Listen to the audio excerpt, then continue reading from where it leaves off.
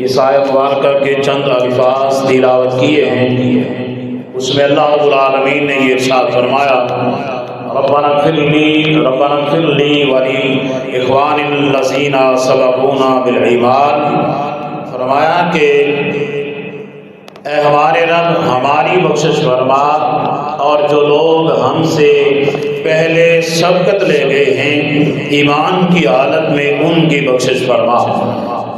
تو اس آیت مبارکہ میں اگر دیکھا جائے تو اس میں 3 جماعتیں بنتی ہیں، ایک جماعت صحابہ ہے اور پھر جماعت صحابہ میں ہی 2 جماعتیں بنتی ہیں، ایک جماعت مہاجرین ہے اور دوسری جماعت انصار ہے اور تیسرے ان کے بعد آنے والے مومنین ہیں کہ جن کے بارے میں یہ ارشاد فرمایا جا رہا ہے۔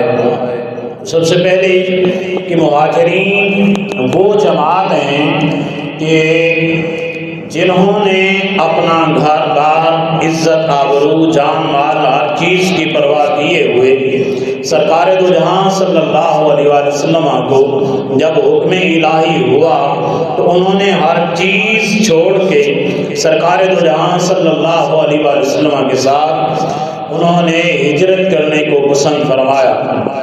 اور دوسری جماعت انصار ہے کہ جس جگہ سرکار دو جہاں صلی اللہ علیہ وآلہ وسلم ہجرت کے بعد پہنچے اور مدینہ شریف میں رہنے والے جو لوگ تھے وہی انصار تھے، اور پھر جب انہوں نے سرکار دو جہاں صلی اللہ علیہ وآلہ وسلم پر ایمان لے آئے، کلمہ پڑھ کے دار اسلام میں داخل ہو گئے، تو پھر انہوں نے بھی اپنی ہر چیز جو تھی وہ راہ خدا میں لٹانے کے لیے آقا کونین صلی اللہ علیہ وسلم کے سپرد کر دی کہ آپ جس طرح چاہیں جیسے چاہیں، ہمارا مال آپ کا ہی مال ہے کہ آپ جس طرح چاہیں اس کو صرف فرما سکتے ہیں، تصرف میں لا سکتے ہیں۔ اور تیسرے جماعت مومنین ہیں کہ جو صحابہ کے بعد آنے والے تابعین ہیں، پھر انہی میں تبع تابعین ہیں، پھر جملہ مومنین جو قیامت تک آنے والے ہیں وہ سارے کے سارے اس میں شامل ہیں۔ تو آج کا ہمارا خطبہ جمعہ المبارک کا عنوان اس آیت مبارکہ کے تحت یہی ہے کہ مسئلہ ایصال ثواب کیا ہے۔ تو یہ ایک انتہائی اہم مسئلہ ہے کہ جس کے بارے میں اکثر منکرین ایصال ثواب جو ہیں اونچے مبنیت کرتے ہوئے نظر بھی آتے ہیں، اور ہمارے احباب اس پر پھر شکوک و شبہات کا شکار ہوتے ہیں، اور پھر وہ یہی سمجھتے ہیں کہ ہمارے پاس چاہے دلیل نہیں ہے یا یہ درست نہیں ہے۔ تو آئیے ہم قرآن و احادیث مبارکہ کی روشنی میں ہی دیکھیں گے کہ کیا ایصال ثواب کرنا حق ہے یا نہیں۔ تو مسئلہ ایصال ثواب سمجھنے سے پہلے یہ بات نشین ہے کہ عبادت کی 3 قسمیں ہیں۔ پہلی قسم ہے عبادت بدنیہ، دوسری ہے عبادت مادیہ، اور تیسری ہے عبادت مرکب۔ عبادت بدنیہ جو ہے اس میں نماز اور روزہ آتا ہے کہ جس کا خاص تعلق انسان کے جسم کے ساتھ ہے، انسان کا جسم ہی اس کے ساتھ ساتھ مشقت برداشت کرتا ہے، مشکلات برداشت کرتا ہے۔ دوسری عبادت ہے عبادت مالیہ کہ جس میں انسان کا جسم تو مشقت برداشت نہیں کرتا لیکن انسان کا اس میں روپیہ اور پیسہ خرچ ہوتا ہے۔ تیسری ہے عبادت مرکب جس میں انسان کا بدن شامل ہوتا ہے اور ساتھ ساتھ اس کا روپیہ اور پیسہ بھی خرچ ہوتا ہے، یعنی دونوں چیزیں اس میں شامل ہوتی ہیں، روپیہ پیسہ بھی اور اس کا اپنا جسم بھی مشقت مشکلات برداشت کرتا ہے۔ تو اسے کہتے ہیں عبادت مرکب۔ عبادت بدنیہ میں تو آتی نماز اور روزہ، اور عبادت مالیہ میں آ جاتی ہے زکوٰۃ، عشر اور دیگر صدقات نافلہ واجبہ جو ہیں وہ سارے کے سارے عبادت مالیہ میں ہی آتے ہیں۔ اور تیسری جو قسم ہے اس میں کی مثال حج ہے کہ اس میں حج آتا ہے کہ جس میں بندے کا جسم بھی ساتھ شامل ہوتا ہے، وہ مشکلات برداشت کرتا ہے، اور پھر ساتھ ہی اس اس کا روپیہ اور پیسہ بھی خرچ ہوتا ہے، تو اسے کہتے ہیں عبادت مرکب۔ اب یہ 3 قسمیں ہیں عبادت کے، ان کے علاوہ اہل اسلام کے ہاں کوئی اور چوتھی قسم عبادت کی نہیں ہے کہ جس پر یہ استدلال کیا جا سکے کہ عبادت کی اس کے علاوہ بھی کوئی اور قسم ہے۔ اب عبادت کی یہی 3 قسمیں ہیں، آئیے انہی پر ہم قرآن اور احادیث مبارکہ سے کچھ مثالیں لیتے ہیں۔ سب سے پہلے یہ بات بھی نشین رہے، اس پر بھی ہم ایک حدیث مبارکہ لیتے ہیں۔ جناب حضرت سیدنا ابو بکر صدیق رضی اللہ تعالیٰ عنہ آپ کی مرویات میں سے ہے کہ جو بندہ دین کا ایک مسئلہ سمجھتا ہے، ایک مسئلہ سیکھتا ہے، فرمایا کہ اسے 1000 نوافل کا ثواب عطا فرما دیا جاتا ہے، اور قرآن کی جو ایک آیت یاد کرتا ہے اسے اکبر ہو جاتی ہے، اسے 100 نفل کا ثواب اسی وقت عطا کر دیا جاتا ہے۔ اب یہ اس بات سے بھی یہ بات واضح ہو رہی ہے کہ اب مسئلہ جو ہے وہ تو ایک آدمی ٹھیک ہی بتا سکتا ہے، اب حافظ جو ہے وہ قرآن کی آیت تو پڑھ لے گا لیکن اسے قرآن کی آیت کا مفہوم جو ہے اور جو اس سے مسائل اخذ ہو رہے ہیں، جو مسائل مستنبط ہوتے ہیں، جو مسائل نکلتے ہیں، وہ اس پر گفتگو نہیں کر سکتا کہ اس آیت مبارکہ میں اللہ رب العالمین کا کیا کیا فرامین ہیں اور اس سے کیا کیا مسائل نکلتے ہیں۔ اس سے یہ پتہ چلا کہ عالم دین کا مقام و مرتبہ ایک حافظ قرآن سے کئی گنا بڑا ہے۔ اسی لیے کہا کہ ایک مسئلہ جو دین کا سیکھا جاتا ہے، جو سمجھا جاتا ہے، اس پر 1000 نوافل کا ثواب اسے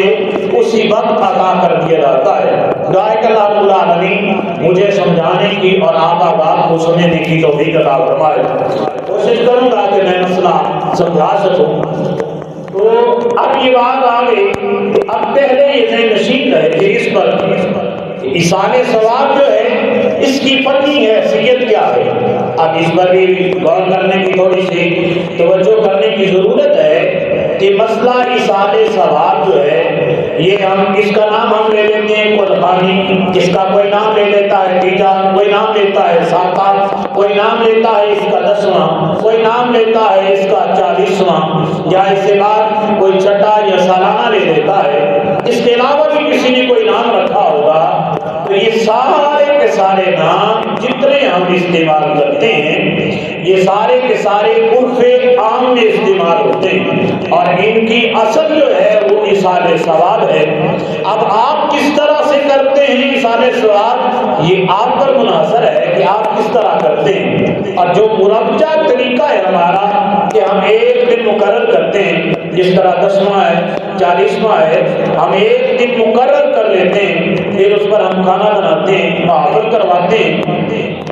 یہ جو مربجہ طریقہ ہے یہ مربجہ طریقہ مستحب ہے، یہ فرض واجب نہیں ہے۔ اور یہ بات یہ نشین بھی رہے کہ مسئلہ ایصال ثواب جو ہے کرنا یہ فرض واجب نہیں ہے جس طرح آج کل ہم کر رہے ہیں۔ اب فرض کیا چیز ہے؟ فرض چیز جو ہے ایصال ثواب کرنا وہ یہ ہے کہ آپ اپنے فوت شدگان کے لیے کوئی بھی صدقہ و خیرات کرتے ہیں، نماز پڑھتے ہیں، قرآن کی آیت پڑھتے ہیں، یا کوئی بھی آپ مسئلہ بیان کرتے ہیں، تو اس کا ثواب جو ہے وہ آپ اپنے فوت شدگان کی طرف اس کی نسبت فرما دیتے ہیں، تو اسے کہتے ہیں ایصال ثواب۔ اب ایصال ثواب کا مطلب کیا ہے؟ ایصال کا مطلب ہوتا ہے پہنچانا، بھیجنا، اور ثواب کا مطلب کہ ثواب پہنچانا۔ اب جو فوت شدہ ہے، جو فوت شدہ ہونے والا مرد یا خاتون ہے یا بچہ ہے، اس کی طرف سے جو ایصال ثواب کیا جاتا ہے، جو اسے پہنچایا جاتا ہے، بھیجا جاتا ہے، اسے کہتے ہیں ایصال ثواب کرنا۔ اب ایصال ثواب جو ہم کرتے ہیں یہ میں نے پہلے عرض کر دیا کہ جو مربجہ طریقہ ہے ہمارا کہ ہم کھانے بناتے ہیں، دیگر معاملات کرتے ہیں، اہتمام کرتے ہیں، یہ سارے کا سارا مستحب ہے۔ اب یہ نہیں کہ آپ اتنی کوئی گنتی کی ڈیگیں بتائیں گے یا گنتی کا آپ نظر کا اہتمام کریں گے تو پھر ہی اصال ثواب ہوگا، تو ایسا ہرگز نہیں ہے۔ آپ کے پاس جتنی استطاعت ہے آپ اتنی طاقت کے مطابق، اس استطاعت کے مطابق آپ مرنے والے کی طرف سے آپ کھانے کا اہتمام کر کے آپ اس میں اپنے رشتہ داروں کو، اپنے قریبی جو احباب ہیں ان کو مدعو کر کے، یا اکیلے محلے والے جو ہیں غرباء جو مساکین ہیں، اور جو میت کی طرف سے اس کے اصال ثواب کے لیے کھانا پکایا جاتا ہے، اس میں ہونا بھی یہی چاہیے کہ آپ زیادہ سے زیادہ اس میں غرباء کو شامل کریں، مساکین کو شامل کریں، اور پھر جو اس کا کھانا ہے میت کا جو اصال ثواب کے لیے جو کھانا بنایا جاتا ہے یہ صدقہ نافلہ میں آتا ہے۔ اب صدقہ نفلہ نافل جو ہے، جو صدقہ نفل ہے، اس سے امیر بھی کھا سکتے ہیں، اس سے غریب بھی کھا سکتے ہیں، تو اس لیے اس میں آپ کے رشتہ دار امیر بھی ہوتے ہیں، غریب بھی اس میں شامل ہوتے ہیں، تو اس لیے وہ سارے کے سارے اس میں سے کھا سکتے ہیں۔ اب پھر دین کا جو اہتمام کیا جاتا ہے، اب اس پر بھی لوگ زور دیتے ہیں جی تعزیت جو ہے وہ 3 دن ہے، تو یہ برحق ہے کہ سنت جو تعزیت کی جاتی ہے، جو حدیث مبارکہ کی روشنی میں جس بات کا پتہ چلتا ہے وہ 3 دن ہی ہے، کہ آپ 3 دن تک درمیاں بچھا کے یا جس بھی اہتمام کے ساتھ آپ تعزیت کرتے ہیں وہ 3 ہی دن ہیں۔ اس کے بعد حکم ہے کہ آپ تعزیت کے لیے جو کپڑا بچھا کے بیٹھے تھے، جہاں آپ اہتمام کرتے تھے، اس سے آپ اٹھ جائیں، لیکن یہ بھی نہیں کہ اس کے بعد کسی بندے کو دیر سے پتہ چلتا ہے کہ فلاں کا بھائی یا والد یا اس کی والدہ یا کوئی رشتہ دار فوت ہو گیا ہے تو وہ دوا کے لیے آتا ہے، تو یہ نہیں کہ پھر دوا نہیں کی جائے گی، پھر بھی تعزیت کی جائے گی، یہ نہیں کہ پھر نہیں کی جائے گی، لیکن جو حکم ہے کہ 3 دن کے بعد جو تعزیت کے لیے جو چادر بچھائی جاتی ہے، جو جس کا اہتمام آپ کرتے ہیں، اس سے آپ اٹھ جائیں گے، اس کے بعد آپ یہ اہتمام نہیں کریں گے۔ آئیے اب حدیث مبارکہ کی روشنی میں ہی اس پر ہی ہم کچھ دلیلیں دیتے ہیں۔ تو ہم نے پہلی بار عرض کی کہ پہلی قسم کون سی عبادت کی؟ عبادت بدنیہ، دوسری ہے عبادت مالیہ، اور تیسری ہے عبادت مرکب۔ آئیے آپ اسی پر احادیث مبارکہ سے کچھ مثالیں لیتے ہیں۔ حضرت سیدہ ام المؤمنین حضرت عائشہ صدیقہ رضی اللہ تعالی عنہا، آپ سے ایک حدیث مبارکہ مروی ہے، اور آپ نے جو روایت کی ہے اس میں عورت کا ذکر ہے کہ ایک عورت سرکار کی بارگاہ میں آئی، جو دوسرے راوی حضرت سیدنا ابو ہریرہ رضی اللہ تعالیٰ عنہ، وہ کہتے ہیں کہ ایک صحابی سرکار کی بارگاہ میں آئے اور انہوں نے آ کے عرض کیا۔ اب یہ جو حدیث مبارکہ ہے، اس حدیث مبارکہ کو صحیح بخاری نے، امام بخاری نے 1388 نمبر پر روایت کیا ہے، اور صحیح مسلم میں اس کو امام مسلم نے 1004 نمبر پر اور 1628 نمبر پر روایت کیا ہے، اور تیسری کتاب سنن ترمذی کی حدیث نمبر ہے 3649 نمبر، اور اس کے بعد سنن ابو داؤد میں امام ابی داؤد نے 2881 نمبر پر اس حدیث مبارکہ کو لکھا ہے، اور سنن نسائی میں امام نسائی نے 3649 نمبر پر اس حدیث مبارکہ کو لکھا ہے، اور سنن ابن ماجہ میں امام ابن ماجہ نے آپ نے 2717 نمبر پر اسی حدیث مبارکہ کو لکھا ہے۔ ابھی سازندہ کے اندر یہ حدیث مبارکہ موجود ہے، امام بخاری نے 2 مقام پر لکھا ہے، امام مسلم نے بھی 2 مقام پر لکھا ہے، باقی چاروں ائمہ نے ایک مقام پر اس حدیث مبارکہ کو لکھا ہے۔ اب حدیث کیا ہے کہ آقا کونین صلی اللہ علیہ وآلہ وسلم کی بارگاہ میں ایک صحابی آتے ہیں اور آ کے عرض کرتے ہیں، یا رسول اللہ صلی اللہ علیہ وآلہ وسلم، میری والدہ کا وقت اخیر آیا تھا جب، تو ان کی بولنے کی جو حس تھی وہ جا چکی تھی، تو میرا یہ ایمان اور عقیدہ ہے کہ اگر اللہ رب العالمین انہیں بولنے کی قوت عطا فرماتا، یہ ان کی حس ختم نہ ہوتی، تو یقیناً وہ مجھے کچھ صدقہ و خیرات کرنے کا حکم دیتے۔ کیا یا رسول اللہ صلی اللہ علیہ وسلم میں اب ان کی طرف سے کوئی صدقہ و خیرات کروں تو کیا اس کا انہیں فائدہ ہوگا؟ میرے اور آپ کے رسپان آقا جناب حضرت محمد مصطفیٰ صلی اللہ علیہ وسلم نے ارشاد فرمایا، سرکار ارشاد فرماتے ہیں آنے والے صرف اس کا فائدہ تیری والدہ کو ہی نہیں ہوگا، جس کی طرف نسبت کرے گا اس کو ہی نہیں ہوگا، بلکہ اس کا فائدہ تجھے بھی ہوگا، جو تو عمل کرے گا اس کا فائدہ تجھے بھی ہوگا، پھر جو مرنے والا ہے اس کی طرف تو صدقہ خیرات کی نسبت کرے گا یقیناً اس کو بھی اس کا فائدہ ہوگا۔ اب یہ حدیث مبارکہ دوسری حدیث مبارکہ ہے، اس کے راوی بھی حضرت سیدنا ابو ہریرہ رضی اللہ تعالیٰ عنہ ہیں۔ امام بخاری امام مسلم دونوں نے اس حدیث مبارکہ کو لکھا ہے اور یہ متفق علیہ حدیث مبارکہ ہے۔ حضرت سیدنا ابو ہریرہ رضی اللہ تعالیٰ عنہ یہ روایت کرتے ہیں کہ آقا کونین صلی اللہ علیہ وسلم کی بارگاہ میں ایک صحابی آئے اور آپ کے انہوں نے یہ عرض کیا کہ یا رسول اللہ صلی اللہ علیہ وسلم میرے والد کا جب وقت اخیر آیا تھا، ان کی موت سے پہلے ان کے پر جو حج تھا وہ فرض ہو چکا تھا، اتنا ان کے پاس مال اور دولت تھی کہ ان پر حج فرض ہو چکا تھا، لیکن ان کے جسم میں اندر اتنی کمزوری تھی، اتنے نقاہت آ چکے تھے کہ وہ حج کے فریضہ کے جو معاملات تھے ان کو سر انجام نہیں دے سکتے تھے، وہ یہ سارے معاملات نہیں کر سکتے تھے۔ تو کیا اب میں ان کی طرف سے حج کروں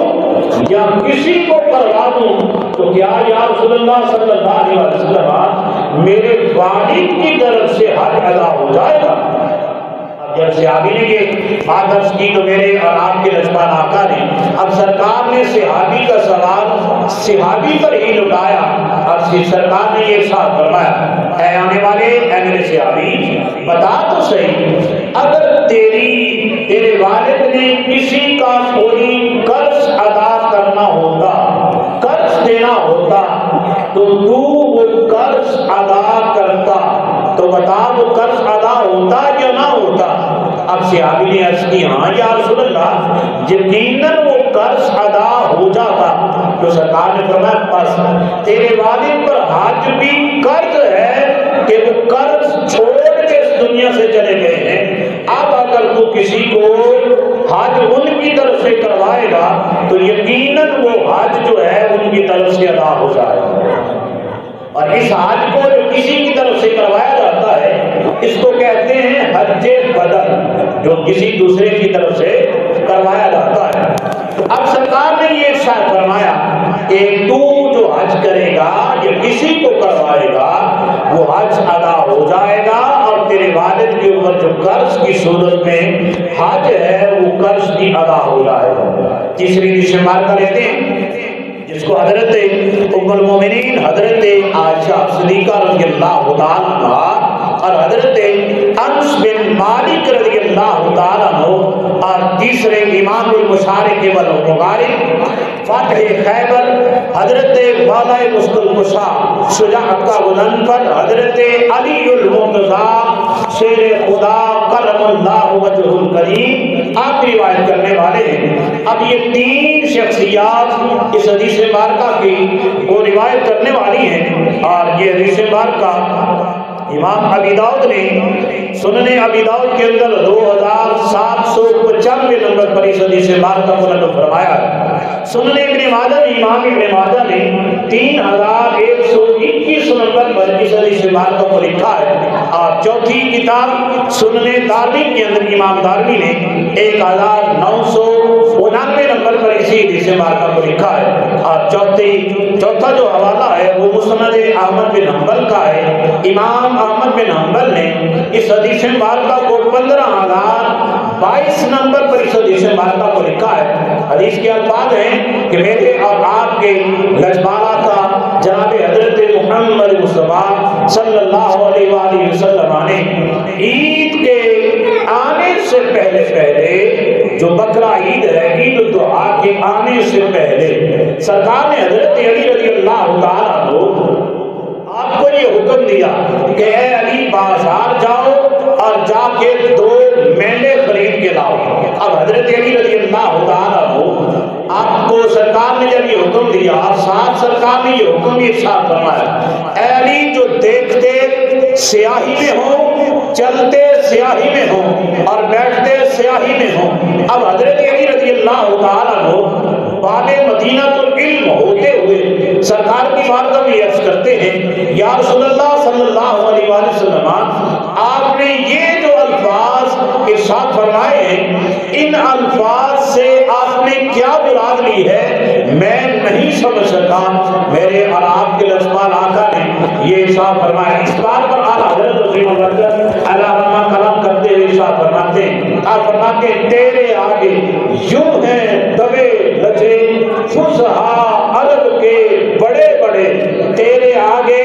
یوں ہیں دبے لچے فصحا عرب کے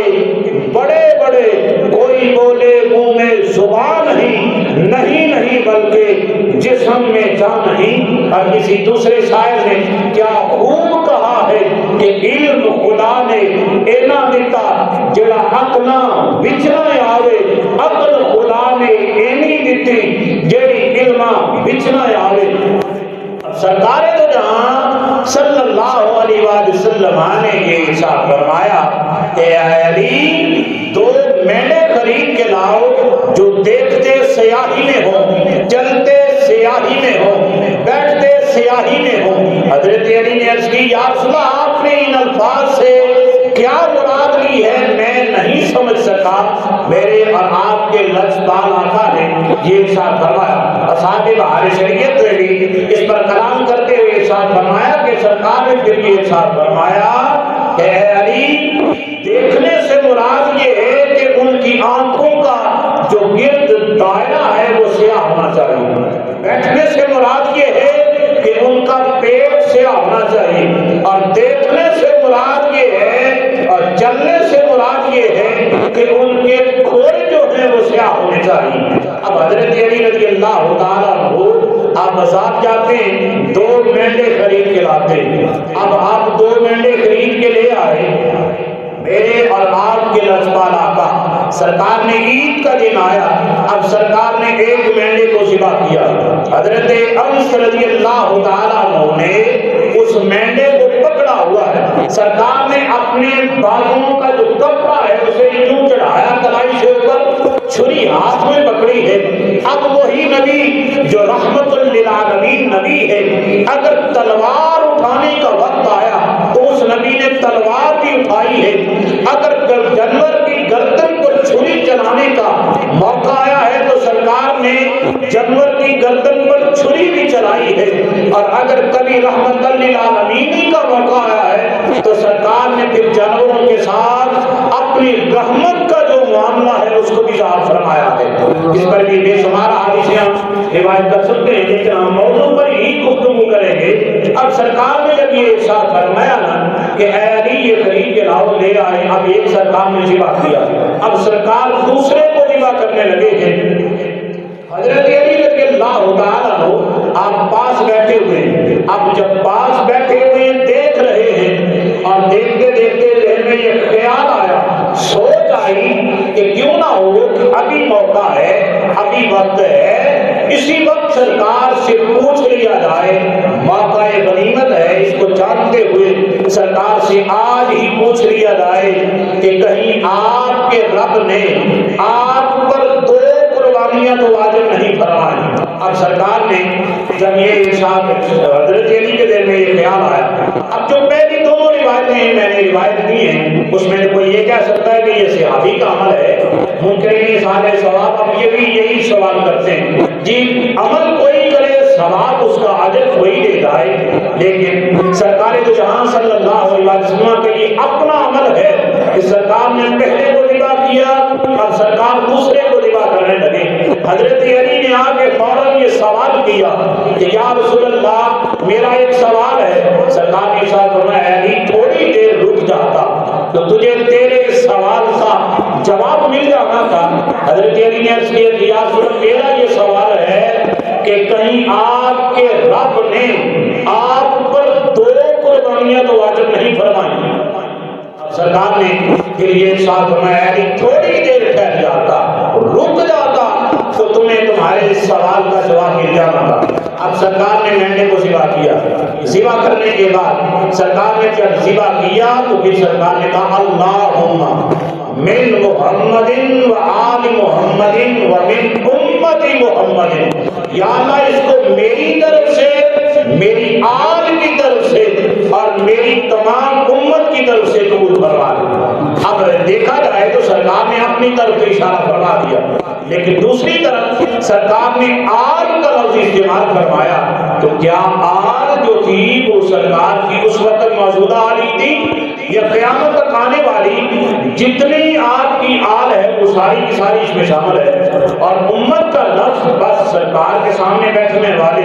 صحابہ کے لیے استعمال کیا جاتا ہے یا قیامت تک آنے والے جتنے کلمہ گو ہیں ان ساروں کے لیے استعمال کیا جاتا ہے؟ اب اس بات سے یہ بھی بات واضح ہو رہی ہے، پتہ چل رہا ہے کہ قیامت تک آنے والے جتنے مومنین ہیں کلمہ گو ہیں وہ سارے کے سارے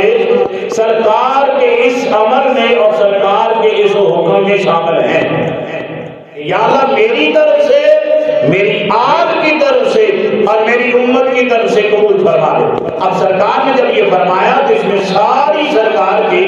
امت شامل ہو گئی کہ قیامت تک آنے والے سارے کے سارے اس میں شامل ہیں کہ ان سب کی طرف سے سرکار نے قربانی کر کے یہ بتایا اور ارشاد ثواب کی نسبت کی کہ جو ابھی پیدا بھی نہیں ہوا، جس کے آنے کا بھی نام و نشان، جس کا ذکر بھی نہیں ہے دنیا میں، سرکار نے اس کی طرف بھی نسبت کی کہ اس کو اس کی طرف سے قبول فرما دیں۔ اب یہ بات اس سے واضح ہو رہا ہے کہ ارشاد ثواب کرنا کیا ہے؟ حق ہے۔ اور بات یہ کہ ہماری روایت ہے کہ ہم کس طرح کرتے ہیں، میں تو اس کے بالکل بھی خلاف ہوں کہ یہ آپ کا جو کہا کہ آپ 20 جگہ بتائیں، 40 بتائیں، 5 بتائیں، یہ آپ ایسا کرتے کس لیے کرتے ہیں؟ جتنی آپ کے پاس توفیق ہے، استطاعت ہے، حلال کا رزق ہو تو ایک دیگچی بھی کافی ہے کہ آپ چند اپنے محلے والوں کو اکٹھا کریں، آپ اس پر ارشاد ثواب کریں، دعا کریں، تو یہ بھی کافی ہے۔ یہ نہیں کہ 40 ہوگی، دیگوں سے تو کسی کی بخشش نہیں ہوتی، کھانے سے بخشش نہیں ہوتی، بخشش اس کے اپنے اعمال سے ہونی ہے، یا اس کے پیچھے اس کی جو 3 چیزیں اب حدیث پاک میں یہ بات بھی آتی ہے کہ مرنے والے کے اب اعمال صالحہ سے اس کا رشتہ منقطع ہو گیا ہے، اعمال سے اس کا رشتہ ٹوٹ گیا ہے، کوئی چیز بھی اسے فائدہ نہیں دیتی، لیکن 3 چیزیں اس کے مرنے کے بعد بھی اسے فائدہ دیتی ہیں۔ وہ 3 چیزیں کون سی ہیں؟ اب اس حدیث پاک میں سرکار دو جہاں صلی اللہ علیہ وسلم کے ارشاد فرمایا، اس کے ساتھ یہ مختصر حدیث آتی ہے جس کو شرح الصدور کے اندر امام سیوطی العلامہ نے روایت کیا ہے، فرمایا کہ ڈوبنے والا جو ہے نا، جو ڈوبنے والا ہے اسے تنکے کا سہارا ہوتا ہے، تو فرمایا جو مرنے والا ہے الغریق المتغبس، فرمایا کہ مرنے والا جو ہے وہ بھی اس ڈوبنے والے کی طرح ہی ہے، وہ بھی تمہاری دعا کا منتظر رہتا ہے، تمہارے صدقہ و خیرات کا منتظر رہتا ہے کہ کب تم اس کی طرف سے صدقہ و خیرات کرو گے یا اس کی دعائیں، اس کے لیے دعائیں مغفرت کرو گے کہ عطا کہ اس کے جو برے اعمال تھے اس میں کچھ تخفیف ہو سکے، اس کے جرائم میں، اس کی سزا میں کچھ کمی ہو سکے۔ اور فرمایا کہ جب تم اس کے لیے صالح ثواب کی کچھ بڑھ کے اس کے لیے دعائیں مغفرت کرتے ہو تو اگر اسے عذاب ہو رہا ہوتا ہے تو اللہ اس کے عذاب میں کمی کر دیتا ہے، اگر اس کے وہ نیک ہے پہلے ہی جنت میں ہے تو اللہ اس کے درجات میں اضافہ فرما دیتا ہے۔ اور جو حدیث مبارکہ ہے فرمایا کہ مرنے کے بعد 3 چیزیں مرنے والے کو فائدہ دیتی ہیں۔ اب وہ 3 چیزیں کون سی ہیں؟ فرمایا کہ 3 چیزیں جو مرنے کے بعد بھی مرنے والے کو فائدہ دیتی ہیں، وہ یہ ہے کہ پہلے نمبر پر مرنے والا کوئی ایسا نیک عمل کر جائے، مسجد بنا جائے، مسجد میں پیسے لگا جائے، مدرسے میں لگا جائے یا کسی اور جگہ پر لگا جائے، یا پانی کا اہتمام کر جاتا ہے۔ آج کل کا سب سے بڑا مسئلہ یہی ہے کہ بندے کو پانی پینے کے لیے صاف پانی نہیں ملتا، اور پانی کی وجہ سے بہت ساری بیماریاں پھیلتی ہیں، جس کی وجہ سے کینسر ہوتا ہے یا دیگر بیماریاں ہیں وہ پانی کی وجہ سے ہوتی ہیں۔ تو آپ اگر پانی کا، صاف پانی کا اہتمام کرتے ہیں تو یہ بھی سال ثواب ہے۔ یہ نہیں کہ آپ لنگر کا ہی اہتمام کریں گے، محفل کا اہتمام کریں گے، لوگوں کو اکٹھا کریں گے، اس سے بھی منع نہیں کرتے ہیں، کریں، شوق سے کریں، لیکن ضرورت کے مطابق، استطاعت کے مطابق جتنی طاقت ہے اس کے مطابق کریں، اور پھر یہ دیکھیں کہ ضرورت کس چیز کی ہے، وہ کام کریں جس چیز کی ضرورت ہے۔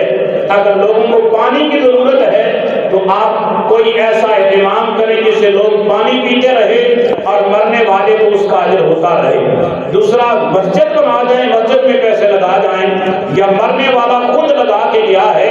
تو جب تک وہ مسجد قائم رہے گی، نمازی حضرات اس میں نماز پڑھتے رہے گے، یا آپ صفوں کا اہتمام کرتے ہیں